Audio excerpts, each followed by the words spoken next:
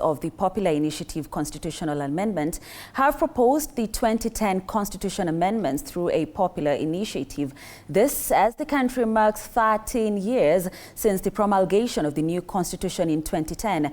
The group says they are on the verge of collecting more than 1 million signatures to aid their noble cause that will see a number of clauses changed to suit Kenyans collectively. And as Mike Kagwongo reports, the lobby group says there is need to relook the issue of representation once again, despite various attempts to change failed.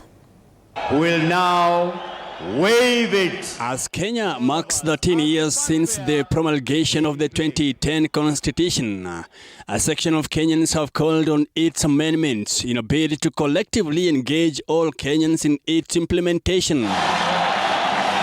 Led by former Ethics and Anti-Corruption Commission Director PLO Lumumba, the lobby group under the flagship of promoters of Popular Initiative Constitutional Amendment says it's time for a constitutional amendment that will bring inclusivity amongst the people of Kenya and the political class. Because the auger of corruption continues to be an albatross around the neck of our country, undermining our growth. The group says there is need to take another look at the representation issue under the 2010 promulgated draft, as well as a review of the legislative framework.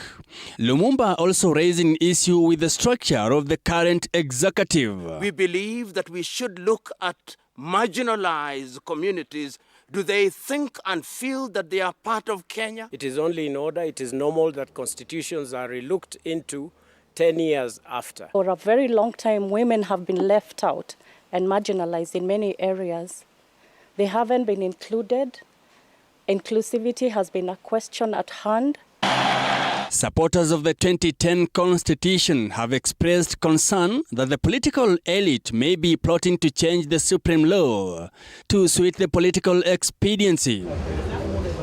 And with a bill pushed in Parliament seeking to create the positions of official opposition leader and deputy opposition leader, NARC Kenya party leader and former Justice Minister Martha Karua has urged Kenyans to focus on fully implementing the Constitution rather than trying to review it. She says, and I quote, "We have a great Constitution which we have deliberately failed to faithfully implement, but are always eager to amend," end of quote. Karua lamented that implementers had let Kenyans down and insisted that changing the Constitution would not alter the attitudes of the ruling class. She says, and I quote, "The elephant in the room is lack of integrity across the board in the performance of public duty.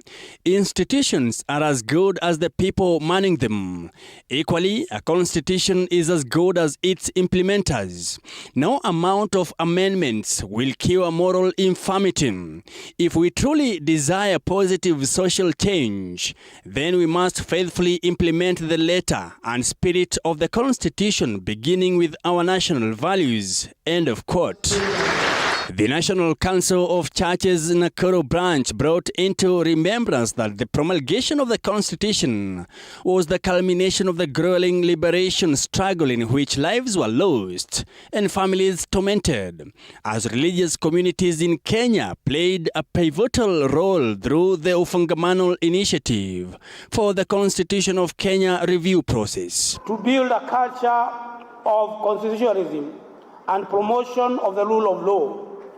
This is the meaning of Article 3, subsection 1, which means that every person has an obligation to respect, uphold, and defend the Constitution. Today marks exactly 13 years since the adoption of the 2010 Constitution, which was promulgated on August 27, 2010 by former President Mwai Kibaki, following a popular vote on August 4, 2010. Was to signify. Mike Kagwongo, TV 47, Nairobi. Obtained, and it is now within our custody. Right, thank you so much, Mike Kagwongo, for that. Moving on, hundreds of youth